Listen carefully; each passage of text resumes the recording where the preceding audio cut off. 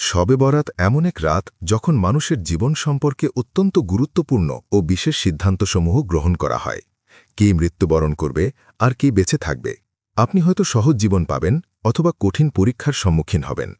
আপনার রিজিক বা জীবিকা হয় বৃদ্ধি পাবে, নতুবা সংকুচিত হয়ে আসবে। কে দারিদ্র্য থেকে সম্পদশালীতে পরিণত হবে, কার জীবন কষ্টে ভরে যাবে, আর কার নাম মৃত্যুর তালিকায় যুক্ত হবে। তাহলে এই রাত কি আপনার জন্য শুধুই একটি সাধারণ রাত হয়ে থাকবে? প্রিয় বন্ধুরা, আজকের এই ভিডিওতে আমরা আপনাদের বলবো আসলে শবে বরাতের প্রকৃত ইতিহাস কি, এই রাতে নামগুলো কিভাবে পরিবর্তন হয়, মানুষের ব্যাপারে কি কি বিশেষ সিদ্ধান্ত নেওয়া হয়, আর যদি আল্লাহ না করুন আমাদের নাম মৃতদের তালিকায় ইতিমধ্যেই লিপিবদ্ধ হয়ে থাকে, তাহলে আমাদের কি করা উচিত। এই রাতে কতজন এবং কোন ধরনের মানুষদের ক্ষমা লাভ হয়, আর কারা সেই দুর্ভাগা যাদের ক্ষমা মঞ্জুর হয় না। আর আমাদের প্রিয় নবী মোহাম্মদ সাল্লাল্লাহু আলাইহি ওয়াসাল্লাম এই রাত কি করতে উপদেশ দিয়েছেন, এবং মুসলমানদের কিভাবে নিজেদের প্রয়োজন অনুযায়ী শবে বরাত কাটানো উচিত। সব প্রশ্নের উত্তর এই ভিডিওতে। চলুন শুরু করা যাক। ইসলামিক বর্ষের অষ্টম মাস শাবানের ১৫ তারিখের রাতটি হল শবে বরাত। এই রাতটি শুরু হয় ১৪ শাবান দিবাগত রাতে এবং স্থায়ী থাকে ১৫ শাবানের সুবহে সাদিক পর্যন্ত। এটা সেই মহিমান্বিত রাত যার ব্যাপারে আমাদের প্রিয় নবী মোহাম্মদ সাল্লাল্লাহু আলাইহি ওয়াসাল্লাম পুরো উম্মাতকে সতর্ক করে গেছেন। রমজানের আগে এটিই সর্বশেষ বড় রজনী। সব অর্থ রাত আর বরাত অর্থ মুক্তি বা নাজাত। এই রাতে মুসলমানরা তাদের গুনাহের জন্যে তওবা করে এবং আল্লাহর দরবারে ক্ষমা প্রার্থনা করে। যখন মানুষ পাপ কাজ ছেড়ে দেওয়ার দৃঢ় প্রতিশ্রুতি দেয়, তখন আল্লাহ তাআলা তার অফুরন্ত রহমতে অগণিত মুসলমানকে জাহান্নামের আগুন থেকে মুক্তি দান করেন। এজন্যেই এই রাতের নাম শবে বরাত। উম্মুল মুমিনিন হযরত আয়েশা সিদ্দিকা রাদিয়াল্লাহু আনহা বর্ণনা করেন, একদিন আমি দেখি আমার কক্ষে নবীজি সাল্লাল্লাহু আলাইহি ওয়াসাল্লাম নেই। তাকে খুঁজতে বের হয়ে আমি জান্নাতুল বাকি গোরস্থানে পৌঁছালাম। সেখানে দৃশ্যটি ছিল অস্বাভাবিক। আমি দেখলাম নবীজি গোরস্থানে মাথা নিচু করে ২ হাত উঠিয়ে ঠোঁট নড়াতে নড়াতে দোয়া করছেন, আর তার হৃদয় উম্মতের জন্যে ব্যাকুল হয়ে আছে। সেখানে শায়িত ছিলেন একসময় আমাদের মতোই জীবিত মানুষ। তারা হাসতেন, কথা বলতেন, দুনিয়ার কাজে ব্যস্ত থাকতেন, কিন্তু এখন তারা নীরবে তাদের কবরে শুয়ে আছেন। নবীজি তার উম্মতের জন্যে দোয়া করছিলেন। তিনি আল্লাহর কাছে ক্ষমা চাইছিলেন যারা কবরে আছেন তাদের জন্যে, আরও চাইছিলেন যারা জীবিত কিন্তু গাফেল আছে তাদের জন্যেও। আমাকে দেখে তিনি বললেন, হে আয়েশা, তুমি কি মনে করেছিলে যে আল্লাহর রসুল তোমার উপর জুলুম করবেন? আমি উত্তর দিলাম, হে আল্লাহর রসুল, আমি ভেবেছিলাম আপনি হয়তো অন্য কোনো সম্মানিত স্ত্রীর কক্ষে গিয়েছেন। তিনি বললেন, আজ রাতটি হল মধ্য শাবানের রাত। শাবানের ১৫ তারিখের এই বিশেষ রাতটির নাম শবে বরাত। এই রাতে আল্লাহ তাআলা অগণিত মানুষকে ক্ষমা করে দেন। আমি চাই আমার উম্মত মৃত্যুকে স্মরণ করুক, কবরের অবস্থাকে মনে করুক এবং আল্লাহর দিকে ফিরে আসুক। এই রাতে আল্লাহ তাআলা পৃথিবীর নিকটতম আসমানে অবতীর্ণ হন এবং বনু কালব গোত্রের ভেড়ার সংখ্যা চেয়েও বেশি মানুষকে জাহান্নামের আগুন থেকে মুক্তি দান করেন। বনু কালব ছিল একটি বিশাল আরব গোত্র যারা অসংখ্য ভেড়া ও ছাগল পালন করত। তাদের পশুর সংখ্যা ছিল লক্ষ লক্ষ, অর্থাৎ এত বিপুল সংখ্যক গুনাহগারকেও এই রাতে মুক্তি দেওয়া হয় যা গণনা করাও কঠিন। এটি এমন এক বরকতময় রাত যা এত মেহেরবানিতে পরিপূর্ণ যে কেউই বঞ্চিত হয় না, শুধুমাত্র সেই সকল দুর্ভাগা ছাড়া যাদের মধ্যে হিংসা, কঠোরতা ও নিষ্ঠুরতা, কৃপণতা, খুন, মদ্যপান বা বেহায়াপনা বিদ্যমান। তাদেরকে এই বরকতময় রাতের নেয়ামত থেকে দূরে রাখা হয়, নতুবা এটি আল্লাহর রহমতের এক সমুদ্রমালা। হযরত আতা বিন ইয়াসির রাদিয়াল্লাহু আনহু বলেন, লাইলাতুল কদরের পরে শাবান মাসের ১৫ তারিখের রাতই সর্বোত্তম ও সর্বাধিক ফজিলতপূর্ণ রাত। প্রিয় বন্ধুরা, শবে বরাত এমন এক রাত যা আল্লাহ তাআলা ফেরেশতাদের জন্য নির্ধারণ করেছেন ঈদের দিন ঠিক যেমনটি নির্ধারিত। যেভাবে আল্লাহ তাআলা পৃথিবীর বাসিন্দাদের জন্য ২টি ঈদ দিয়েছেন, ঠিক তেমনিভাবে তিনি আসমানবাসীদের জন্যেও ২টি ঈদ নির্ধারণ করেছেন। একটি হল শবে বরাত, অন্যটি শবে কদর। মানুষ দিনের বেলা এই ২টি ঈদ পালন করে, কিন্তু ফেরেশতারা রাতেই এগুলোর আনন্দ উদযাপন করে। আল্লাহ তাআলা এই ২ রাতকে ফেরেশতাদের ঈদ হিসাবে নির্ধারণ করেছেন, কারণ মানুষ রাতে ঘুমায়, অন্যদিকে ফেরেশতারা কখনোই ঘুমায় না এবং সর্বদাই আল্লাহ তাআলার ইবাদতে মগ্ন থাকে। প্রিয় বন্ধুরা, শবে বরাত প্রসঙ্গে আল্লাহ তাআলা পবিত্র কুরআনে ইরশাদ করেন, শপথ এই উজ্জ্বল কিতাবের, নিশ্চয়ই আমি এটি নাজিল করেছি এক বরকতময় রাতে, নিশ্চয়ই আমি সতর্ককারী। এই রাতেই প্রতিটি গুরুত্বপূর্ণ সিদ্ধান্ত সম্পন্ন হয়। আলেমদের ব্যাখ্যা অনুযায়ী এখানে উল্লিখিত রাতটি শবে বরাত অথবা শবে কদর। হজরত ইকরিমা রহমতুল্লাহ আলাইহে ও অন্যান্য বিদ্বানদের মতে এই বরকতময় রজনী অর্থাৎ লাইলাতুল কদর বস্তুত শবে বরাত। প্রিয় বন্ধুরা, এই রাতে সারা বিশ্বের সকল মানুষের তালিকা প্রস্তুত করা হয়, যারা এই বছর বেঁচে থাকবেন, যারা ইন্তেকাল করবেন আর যারা হজ পালন করবেন। সকলের নামই এই তালিকায় লিপিবদ্ধ হয়। এই তালিকায় রেকর্ডকৃত প্রতিটি নির্দেশ সামান্যতম বিলম্ব বা ভুল ছাড়াই বাস্তবায়িত হয়। নবীজি সাল্লাল্লাহু আলাইহি ওয়াসাল্লাম একটি উদাহরণ দিয়েছেন। এক ব্যক্তি মরুভূমিতে সফর করছিলেন। দুপুরের দিকে একটি গাছের নিচে বিশ্রাম নেওয়ার জন্য তিনি থামলেন। তিনি তার উটকে গাছের সাথে বেঁধে নিজেও শুয়ে পড়লেন। কিছুক্ষণ পর চোখ খুলে দেখলেন উটটি তার সমস্ত মালপত্র সহ উধাও হয়ে গেছে।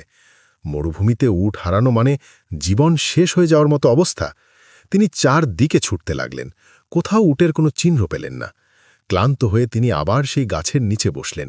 তিনি পিপাসায় কাতর হয়ে পড়লেন, মৃত্যুর জন্য অপেক্ষা করতে লাগলেন।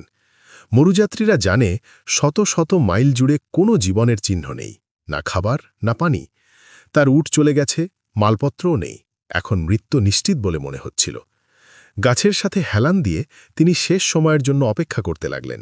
কিছুক্ষণ পর তিনি আবার ঘুমিয়ে পড়লেন। চোখ খুলে দেখলেন তার উটটি সমস্ত সরঞ্জামসহ সেখানেই দাঁড়িয়ে আছে। মরুভূমির মাঝখানে এমন পরিস্থিতিতে উটটি খিরে পাওয়া যেন জীবন ফিরে পাওয়ারই সমান। তিনি এতটাই খুশি হলেন যে তার আনন্দ ধরে রাখতে পারলেন না। উত্তেজনার বশে তিনি বলে ফেললেন, আল্লাহুম্মা আনতা আবদি ওয়া আনা রব্বুক, যার মানে, হে আল্লাহ, তুমি আমার বান্দা এবং আমি তোমার প্রভু। আসলে তিনি বলতে চেয়েছিলেন, তুমি আমার প্রভু এবং আমি তোমার বান্দা, কিন্তু আনন্দে তিনি নিজের ভাষার ওপর নিয়ন্ত্রণ হারিয়ে ফেলেন। নবীজি সাহাবাদের জিজ্ঞেস করলেন, তোমরা আমাকে বলো, এই লোকটি কতটাই না খুশি হয়েছিল যে তার জিভের ওপর নিয়ন্ত্রণ থাকল না। সাহাবীরা উত্তর দিলেন, সে অত্যন্ত খুশি হয়েছিল। নবীজি বললেন, হারানো উট ফিরে পেয়ে তার যে খুশি হয়েছিল, এর তুলনায় সে খুশি কিছুই নয়। কেউ যখন আন্তরিকভাবে তাওবা করে আল্লাহর দিকে ফিরে আসে এবং তার দরজায় ক্ষমা চায়, তখন আল্লাহ তাআলা খুবই খুশি হন। আল্লাহু আকবার। এবার শুনুন সুলতান মাহমুদ গজনবী ও তার বিশ্বস্ত খাদেম আইয়াজের আরেকটি ঘটনা। তাদের মধ্যে ছিল গভীর ভালোবাসার বন্ধন। বাদশাহ আইয়াজকে খুব ভালোবাসতেন, কিন্তু অন্যান্য মন্ত্রীরা ঈর্ষা ও অসন্তুষ্টিতে ভুগতেন। তারা বলতো, এতে এমন কি বিশেষত্ব আছে যে বাদশাহ তাকে এত ভালোবাসেন? তাদের ঈর্ষার সীমা ছাড়িয়ে যায়।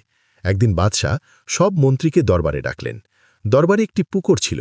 তিনি সেখানে একমুষ্ঠ মুক্তা নিক্ষেপ করলেন এবং প্রত্যেক মন্ত্রীকে বললেন, এই মুক্তাগুলো বের করে আনো, কিন্তু তোমার কাপড়ও ভিজবে না, শরীরও ভিজবে না। সবাই বলল, এটা আবার কিভাবে সম্ভব? তখন আইয়াজ এলেন। বাদশাহ তাকেও একই আদেশ দিলেন। আইয়াজ তাৎক্ষণিকভাবে পুকুরে লাফ দিলেন, মুক্তাগুলো বের করে আনলেন। বের হয়ে আসার পর তার শরীর ও কাপড় সম্পূর্ণ ভিজে গিয়েছিল। তিনি মুক্তাগুলো পেশ করলেন। বাদশাহ রাগত স্বরে বললেন, আইয়াজ, তোমার শরীর ভিজে গেছে, কাপড়ও ভিজে গেছে, আমি বলেছিলাম তুমি ভিজবে না। আইয়াজ বিনয়ের সাথে উত্তর দিলেন, বাদশাহ সালামত থাকুন, আপনি আমাকে দুটি নির্দেশ দিয়েছিলেন, মুক্তা আনতে এবং না ভিজতে। আমি একটি পালন করেছি, অপরটির জন্য ক্ষমা চাইছি। হ্যাঁ, এই ঘটনা থেকে বোঝা যায়, যদি কোনো ব্যক্তি আল্লাহর একটি হুকুম তো পালন করে, কিন্তু অন্যটিতে কিছুটা কমতি থাকে, তবুও আল্লাহ তাকে ক্ষমা করে দেন। হজরত আয়েশা সিদ্দিকা রদিয়াল্লাহু আনহা বর্ণনা করেন, রাসূলুল্লাহ সাল্লাল্লাহু আলাইহি ওয়াসাল্লাম জিজ্ঞেস করলেন, তুমি কি জানো শাবান মাসের ১৫ তারিখের রাতে কি ঘটে? হজরত আয়েশা রাদিয়াল্লাহু আনহা উত্তর দিলেন, হে আল্লাহর রসুল, দয়া করে আমাকে বলুন। তখন নবীজি সাল্লাল্লাহু আলাইহি ওয়াসাল্লাম বললেন, এই রাতে আগামী বছর যারা জন্মগ্রহণ করবে তাদের সকলের নাম লিপিবদ্ধ করা হয়। এই রাতে আগামী বছর যারা মৃত্যুবরণ করবে তাদের সকলের নামও লেখা হয়। এই রাতে মানুষের পুরো বছরের আমল পর্যালোচনা করা হয় এবং তাদের রিস্ক নির্ধারণ করে বন্টন করা হয়। হজরত আতা বিন সাইব রাদিয়াল্লাহু আনহু বলেন, শাবান মাসের ১৫ তারিখের রাতে আল্লাহ তাআলা মালাকুল মাউত মৃত্যুর ফেরেশতাকে একটি নামের তালিকা দিয়ে নির্দেশ দেন। সেই তালিকার মানুষগুলোর প্রাণগুলোকে আগামী বছর তাদের নির্ধারিত সময়ে তুলে নিতে হবে।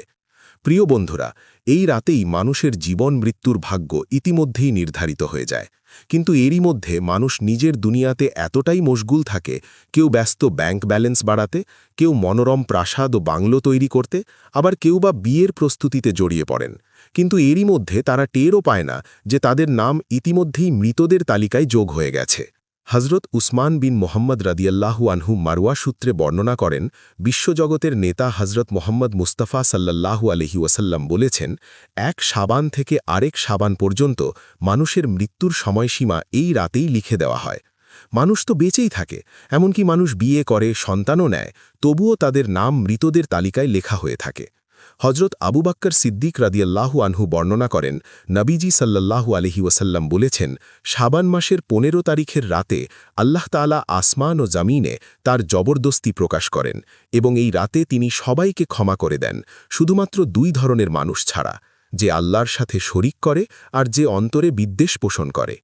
আরেকটি বর্ণনায় এসেছে, নবীজি সাল্লাল্লাহু আলহি ওয়াসাল্লাম বলেছেন, শাবান মাসের ১৫ তারিখের রাতে আল্লাহ তাআলা তার সমস্ত সৃষ্টিকে রহমত ও ক্ষমা দান করেন, কেবল মুশরিক ও অন্তরে ক্লেশ রাখা ব্যক্তিদের ছাড়া। হজরত আবদুল্লাহ ইবনে উমর রাদিয়াল্লাহু আনহু বর্ণনা করেন, নবীজি সাল্লাল্লাহু আলহি ওয়াসাল্লাম বলেছেন, শাবানের ১৫ তারিখের রাতে আল্লাহ তাআলা সকলের ওপর তার রহমত বর্ষণ করেন, কেবল ২ প্রকার মানুষ ছাড়া। ১, যার অন্তরে হিংসা বিদ্বেষ থাকে। ২, যে অন্যায়ভাবে কাউকে হত্যা করে। প্রিয় বন্ধুরা, শবে বরাতের রাতে ফেরেশতাদের কিছু বিশেষ দায়িত্ব দেওয়া হয়। এটি এমন এক রাত যখন আল্লাহ তাআলা মুসলমানদের ক্ষমা করেন এবং তাদের দোয়া কবুল করেন। হজরত উসমান রাদিয়াল্লাহু আনহু বর্ণিত হাদিসে নবীজি সাল্লাল্লাহু আলহি ওয়াসাল্লাম বলেছেন, শাবানের ১৫ তারিখের রাতে আল্লাহ তাআলা ঘোষণা দেন, কেউ কি ক্ষমা প্রার্থনাকারী আছে যাকে আমি ক্ষমা করে দেব? কেউ কি আমার রহমত কামনা করছে যাতে আমি তাকে রহমত দান করি? তাবারাক ওয়া তাআলা আল্লাহর কাছে যা কিছু চাওয়া হয় তিনি তা দান করেন এবং সময়কে কবুল করেন, শুধু বেহায়া নারী ও মুশরিক ছাড়া। বন্ধুরা, শবে বরাত ও ১৫ শাবান কি? প্রথমত, সব শব্দটি ফার্সি ও আরবি উভয় ভাষাতেই রাত অর্থ বহন করে। সেই রাত যা দিনের হাট বাজার ও কর্মব্যস্ততার পর আসে, যখন বাজার বন্ধ হয় এবং মানুষ ঘরে ফেরে। কিন্তু আসল গল্পটি লুকিয়ে আছে বরাত শব্দের মধ্যেই।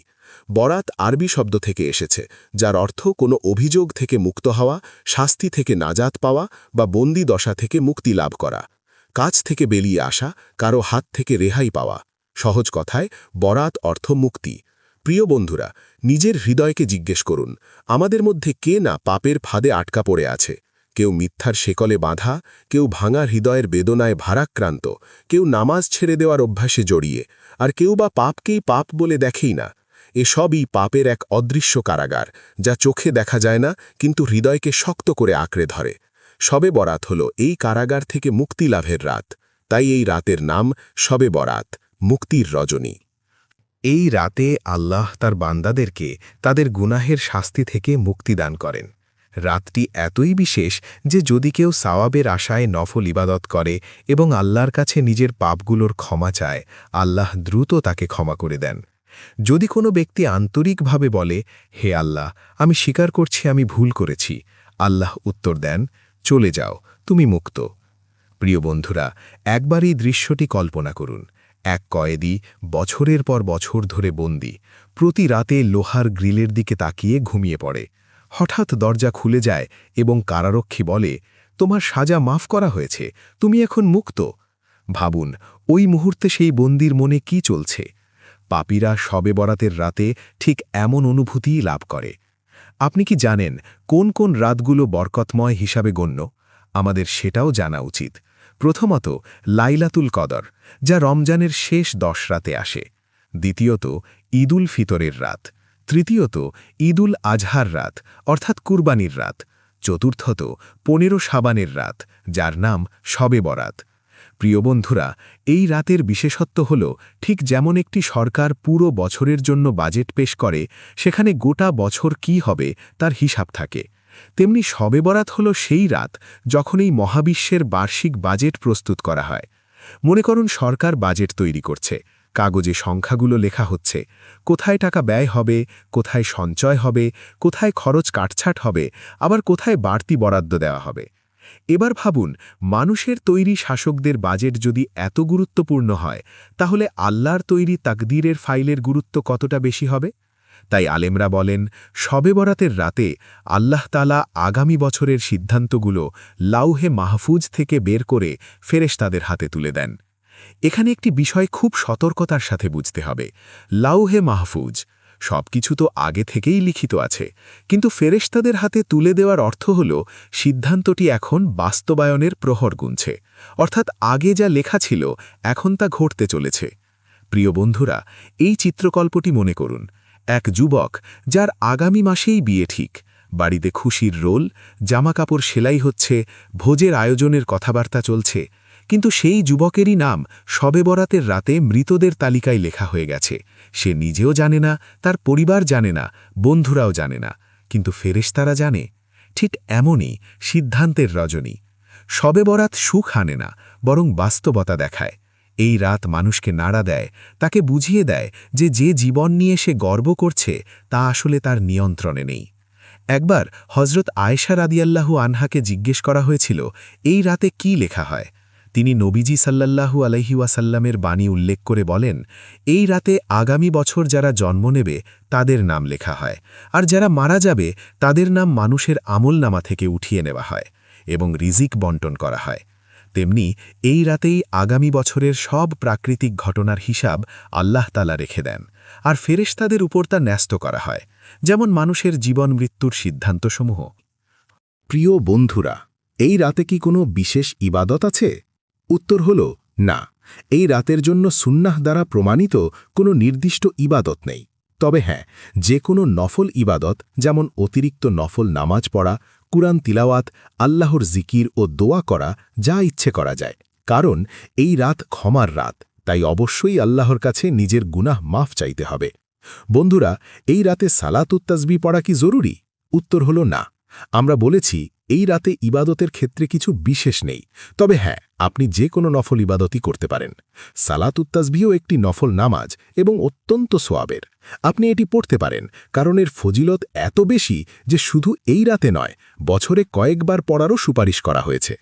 প্রিয় বন্ধুরা, অনেকেই জিজ্ঞেস করেন সালাতুত তাসবিহ জামাতে পড়া হয় কিনা। উত্তর হল না, নফল নামাজ জামাতে পড়া হয় না। আপনি ব্যক্তিগতভাবে এই রাতে নিজের মতো করেই পড়তে পারেন। মসজিদে পড়বেন নাকি ঘরে? আমাদের নবীজি সাল্লাল্লাহু আলাইহি ওয়াসাল্লাম বলেছেন, তোমাদের ঘরগুলোকে কবরস্থান বানিও না। অর্থাৎ ফরজ নামাজ ছাড়াও বাড়িকে নফল, সুন্নাত নামাজ ও আল্লাহর জিকিরের মাধ্যমে আলোকিত করো। যেহেতু এই রাতের ইবাদত নফল, তাই বরং ঘরেই পড়া উত্তম।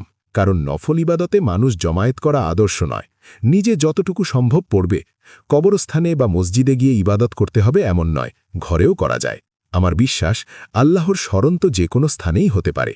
কবরস্থানে যাওয়ার আসল উদ্দেশ্য হল কবরের খেয়াল রাখা, স্থানটিকে পরিষ্কার রাখা, কোনো অসম্মান যেন না হয় সেদিকে নজর দেওয়া এবং সেখানে শায়িত মানুষদের জন্য দোয়া করা। এটাই মূল বিষয়। মানুষ যখন কবরের পাশে দাঁড়ায়, তার হৃদয় স্বাভাবিকভাবেই নরম হয়, তার অহংকার ভেঙে যায়, তার গাফেলতি কেটে যায় এবং সে ভাবতে শুরু করে, এটাই তো আমারও গন্তব্য। আর যদি কেউ সত্যিই আল্লাহ থেকে দূরে সরে গিয়ে থাকে কিন্তু আন্তরিকভাবে তার দিকে ফিরে আসে, তাহলে আল্লাহর খুশি ঠিক নবীজি সাল্লাল্লাহু আলাইহি ওয়াসাল্লামের দেওয়া সেই উদাহরণের মতো, মরুভূমিতে হারানো উট ফিরে পাওয়ার মতো আনন্দ। আপনি গিয়ে খুশির ভিড়ে নিজেকে হারিয়ে ফেলুন, নিজের কথাও ভুলে যান।